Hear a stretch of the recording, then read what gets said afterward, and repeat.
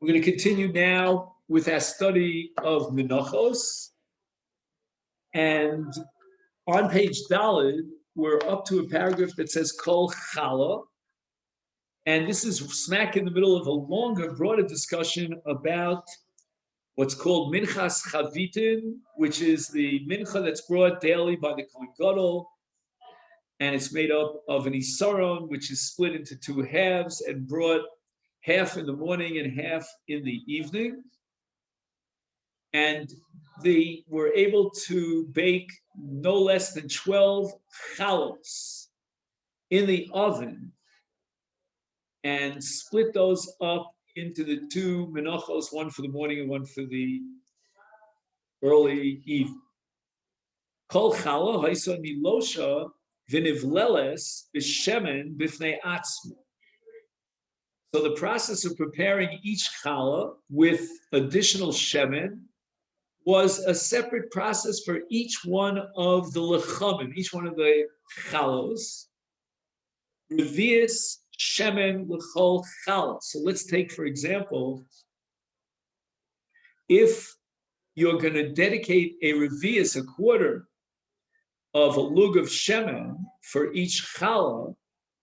So let's say, for example, you have now, let's say if I had 3 lugim of shemen and I divided up a half a lug for each challah, I could cover now 6 challahs. But if on the other hand it's a revius shemen, so then we have to reduce it to a smaller number. So he says the following. He says, first we dedicate a revius of shemen to each challah, and then they would divide each challah into 2. And that means that so they would take half of each one of these challahs and they would bake it separately. Well, I shouldn't say that. I should say they would be maktir it separately on the mizbeach as the chavitin shel boker and the chavitin shel bein harbayim. And here he introduces a debate about the following question. Nechlaku rishonim bi ofen chalukas hachavitin l'shtayim. How exactly did they divide up the chavitin, the mincha in the morning and the mincha in the afternoon? Yeshe kasvu, according to the opinion of the Rambam, they took the entire volume of soles, which was an isaron, and they split it into half. Mikol chetzi, from each half of the isaron, the ofid sheish chalos, they were able to bake 6 chalos. Achkach chotzim the omed kol achas mishtei mesrei chalos l'shtayim. Then after they did the second half of the saron and they baked another 6 challahs, then they would divide each one of those 12 challahs in half. So the process begins with the baking of 6 and then continues with the baking of the balance, the other 6, and then we split the challahs into half. So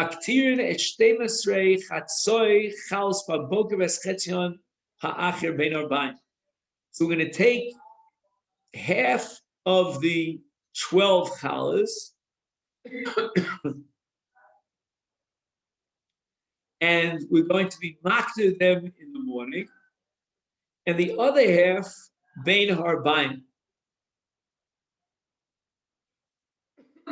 So we have basically all of the 12 challahs are going to be subject to hakparah both in the morning and the afternoon, since we divide up the challahs.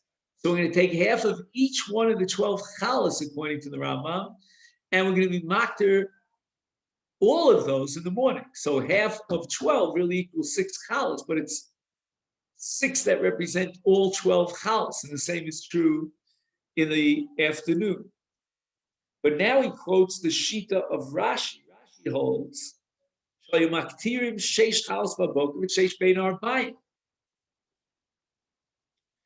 they split up the 12 chalas that would make from the Isaron, and they took 6 out of the 12, broke them in half, and were maktiv.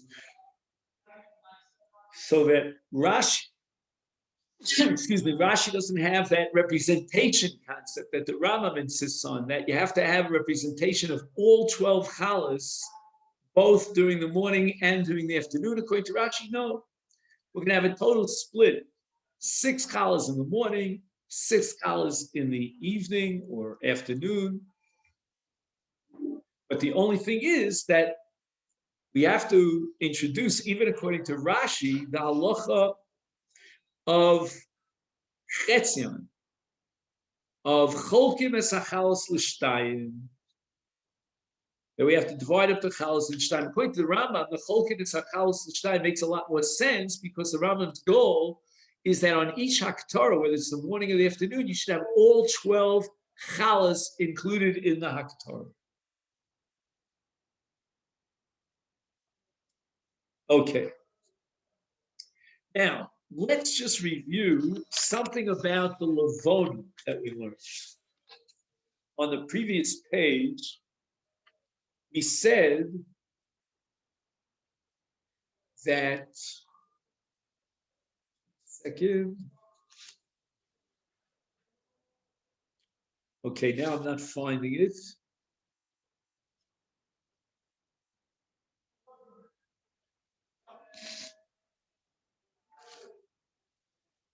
But I believe, if my memory, please correct me, if my memory serves me correctly, then the shear of Levona was a kezayis.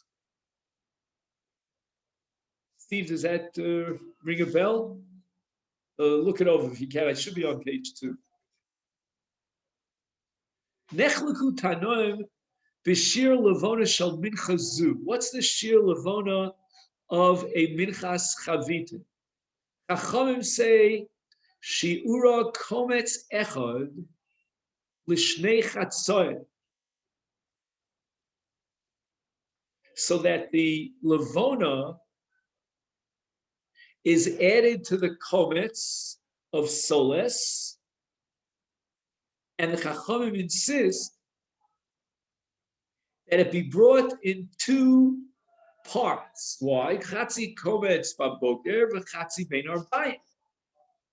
That makes sense. Uledas Abba Yossi ben Dostoi kol chatzi isaron karev im kometz levona sholem. Meaning, according to Abba Yossi, we're not going to divide up the levona into 2 parts, but rather we divide the isaron of soles into 2 halves, and we add a full kometz of levona to each chatzi isaron. Again, that's in contrast to the Chachamim Shita, because they insist that we need a sheer kometz to each half of the isaron. That means we're going to divide the isaron into 2 halves, half in the morning, half in the afternoon, and then the sheer of levona is going to be added to that kometz, which is now divided into 2 parts, whereas Abba Yossi insists that we take half an isaron and we bring a full levona in the kometz of that half of an isaron. Now, in the next paragraph, he talks about the kmitza of the minchas chavitin. He says the following: normally, the concept of kmitza implies achilas kohanim. What do I mean? That there's going to be a part of the mincha that's going to be burnt on the mizbeach, and that's called the kometz, and the balance is going to be eaten by the kohen, and that's called the shirayim. But the problem with minchas chavitim, and what makes it exceptional, is because it's a minchas kohen. In fact, it's a mincha for the kohen gadol in most cases. And therefore, to set up a kmitza in which we separate part of the mincha for haktorah and the balance of the mincha for achilas kohanim is inapplicable to the case of a minchas kohen. Therefore, kreva kulo kolil al gavia ishim kechol minchas kohen shenikteres kolil. The Torah says in Vayikra Vav that a korban of a mincha from a kohen is completely burnt on the mizbech. It's reminiscent of a korban olam. Now, chatzi isar tekar b'chol pav. Right, we said that we're going to divide up the isaron into two halves, and each akrava will be half, one in the morning, one in the evening. But sarech lavo me isaron shalom. We got to begin with a full isaron. Now, what would be a case of a minchas chvitin where we began with a half of the isaron? It seems like a ridiculous case, but the answer is it's not ridiculous at all. Why? Because what happens if the Kohen Gadol dies midday? He only brought the Chatzi Isaron of the morning Minchas Chavitin. Now he's replaced by a second string Kohen Gadol who's going to be starting off with a Chatzi Isaron. That's impossible. He, the second string Kohen Gadol, replacing the first, will have to bring a full Isaron for the afternoon mincha, because the halacha requires that the mincha be taken from a full isaron, which is not possible in this case. Lefichach in Hikriv Kohen Gadol Chatzi Isaron Baboker Umeis Ubi Oso Ayom Hismane Kohen Gadol Acher. So on that very day of the death of the Kohen Gadol, in the afternoon, they replaced the Kohen Gadol, appointed a new one. He's going to have no choice but to bring a full Isaron. And why is that so? Because what's left in front of him after the death of the Kohen Gadol is Chatzi Isaron. And a Karban Minchas Chavita must be taken from a full Isaron. Umakriv eschetzio ben arbayin. Now, wait a second. The hakrov itself can only be half an isaron, but he's got a full isaron. What do we do with the other half of the isaron? Holech le'ibud. It will just simply be thrown out. Makar v'schetzio ben arbaim, v'chetzi hasheni holech le'ibud, v'te'ubar tzurasa v'yetzel le'beis ha'sreifa. We never take kodshim that in themselves are kosher lemizbech and destroy them, but we wait until they have a mum, which in zebach we understand. We let the animal graze until it swallows a nail and it punctures an organ, it becomes blemished, blah blah blah. But what about mincha? How do you create a mum in a mincha? And the answer is that there's something called te'ubar tzurasa, that we wait until its time allotment period passes, and it's considered as if it disintegrated, and then you could destroy it.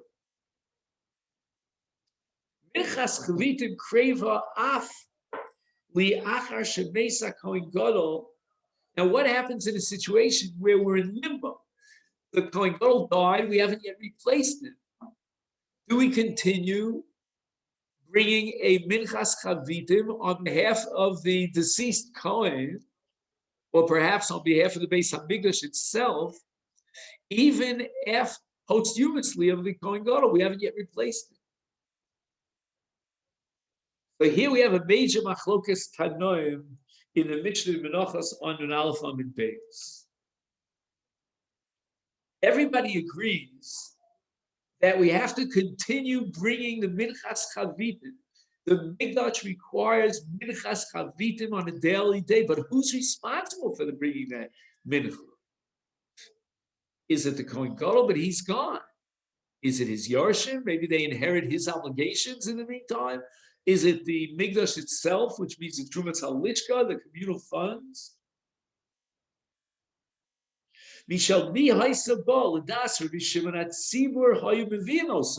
That's intuitively logical. If there is an obligation to continue bringing the minchas chavitin, even though there's no kohen gadol, then the tzibur will have to bring the tzibur is sort of like a fallback. It's usually a chovas yachid that's incumbent on the kohen gadol, but if the kohen gadol can't bring it, he's not alive, then it automatically reverts to the tzibur. And the monies are taken from the Trumas HaLishka. I mean, this Shita Tanoim reminds us of the halacha of Kiddush HaChodesh, right? When there was a Bezna Gadol, they were obligated to represent the tzibur of Klal Yisrael and decide when to sanctify the new moon. But today, we don't have the Sanhedrin Gadol. So Klal Yisrael, no longer represented by the Sanhedrin, will make the decision when Rosh Chodesh is. Here too, when the Kohen Gadol is alive, he has the responsibilities incumbent upon his shoulders to bring the Minchas Chavitim. In his absence, the Chiyuv falls back on Klal Yisrael,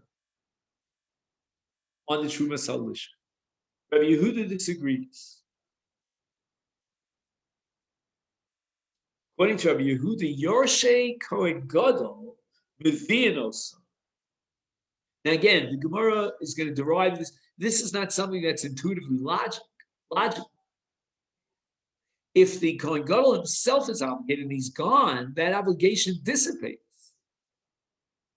And it would seem from this Gemara, which is an amazing chiddush, that a chovas yachid in korbanos is not just a chovas mitzvah, but it's also a shibud mama.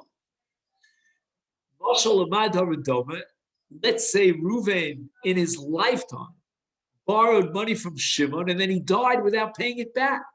There's a shibud on Reuven's possessions, and Chanoch ben Reuven, when he inherits his father's property, is inheriting it with a lien, L-I-E-N, a shibud in the karka, which he has to pay to Shimon. Here too, there's a shibud in the nechasim of the Kohen Gadol to pay for the minchas chavita. In the death, after the death of the Kohen Gadol, the shibud, there's a shibud mamon, and now the Yarshim, who inherit the estate of their father, the Kohen Gadol, will have to take money out of the estate to pay up their father's chov. You and I would have said, what do you mean chov? It's a chov's mitzvah. But with his death, the mitzvah dissipates.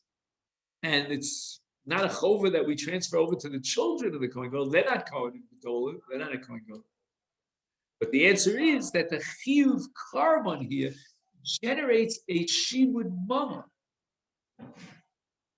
You have to add another point over here, that shibud mamon covers all of the time period until someone else could step into the shoes of the Kohen Gadol, replacing him and picking up the chiyuv of the minchas chavita.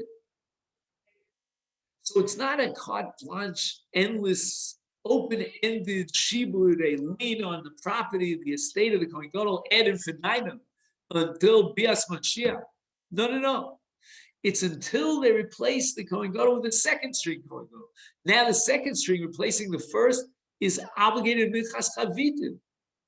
And the chefts of the carbon, which has to be brought, and that's obligatory incumbent on the tzibur, will now be fulfilled by a new gavra who's obligated in his capacity as a Kohen Gadol in the mitzvah of minchas chavitim.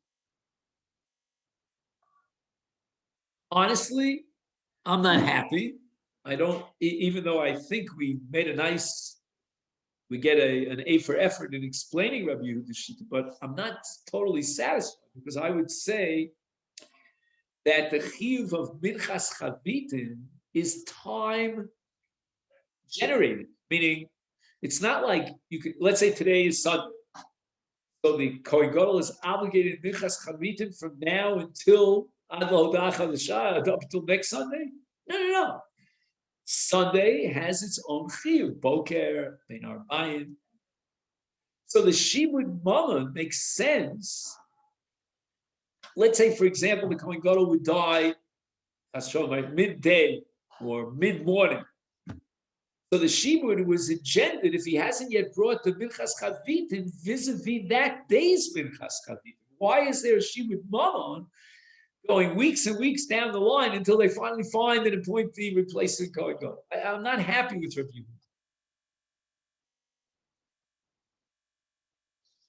Ukshalo ba'a al yedei Kohen Gadol, haisa kreva shlema mibli lechatzosa. Yisar b'boker, yisar bein arbayim. So now we have an entity of a minchas chavitin that's not brought by the Kohen Gadol. Kohen Gadol is gone.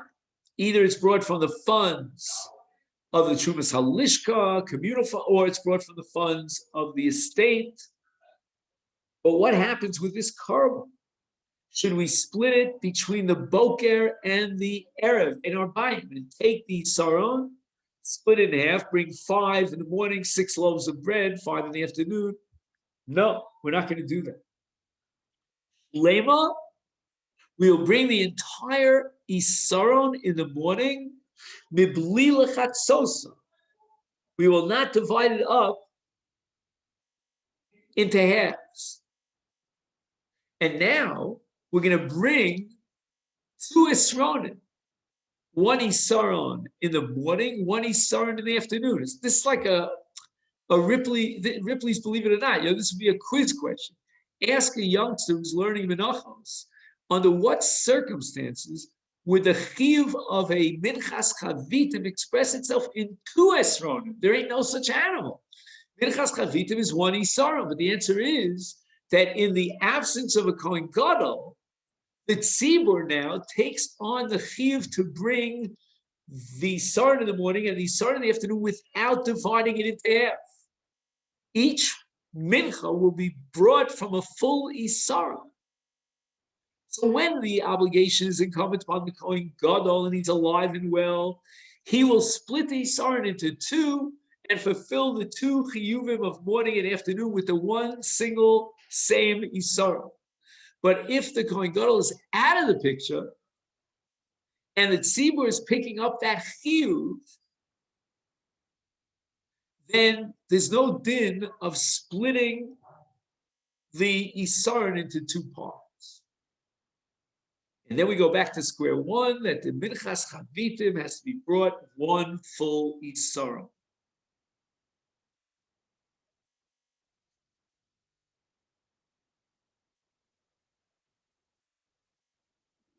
And that's why, by the way, when in the previous scenario that we discussed, when the second string Kohen Gadol was appointed to replace the first Kohen Gadol on the very afternoon that the Kohen Gadol died, second string Kohen Gadol will bring, as a minchas chavitim, a full isaron, because fundamentally the chiyuv of minchas chavitim is to bring a full isaron in the morning and a full isaron in the afternoon. We won't do so when the Kohen Gadol brought half an isaron in the morning and half in the afternoon.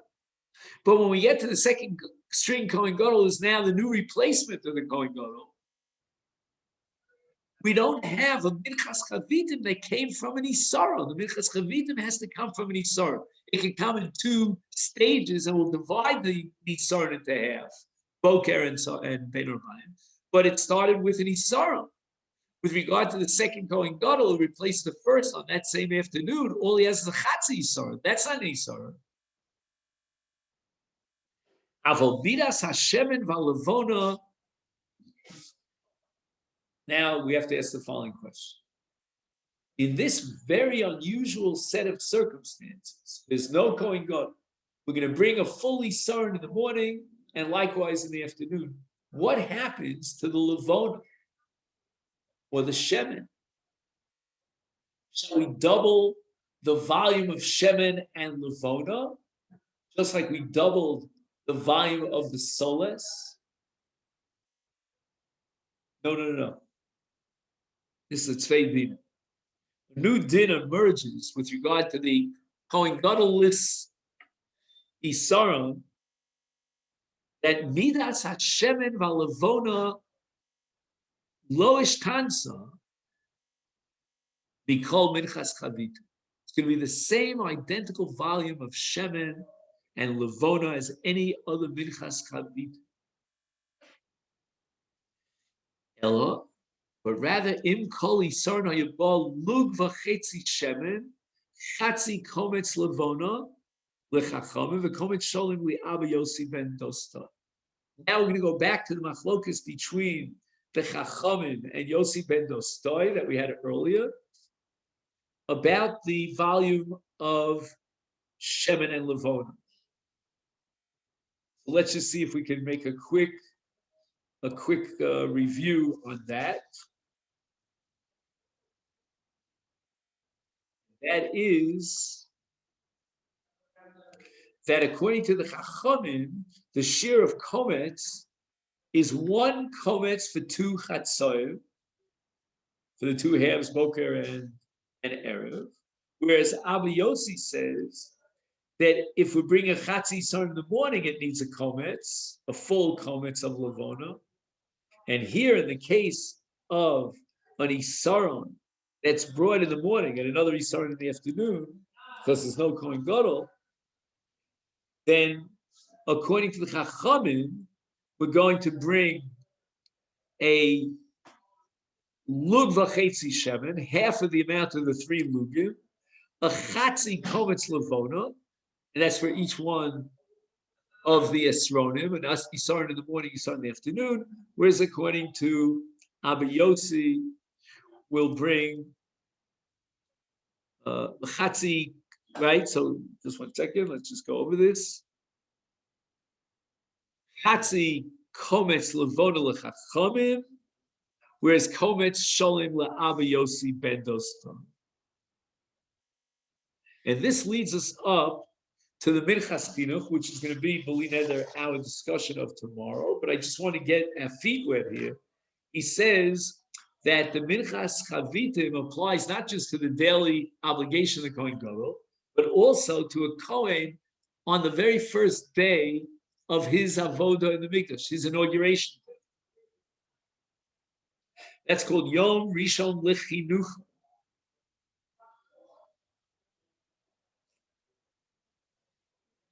And the question is going to be, how do we compare his mincha, the mincha of the Kohen, on the very first day of his inauguration, to the mincha that's brought twice daily by the Kohen Gadol? Okay then? And if you get a chance, Steve, maybe you don't mind, after the shiur, if you can photocopy page hey, because I think that's what we're up to.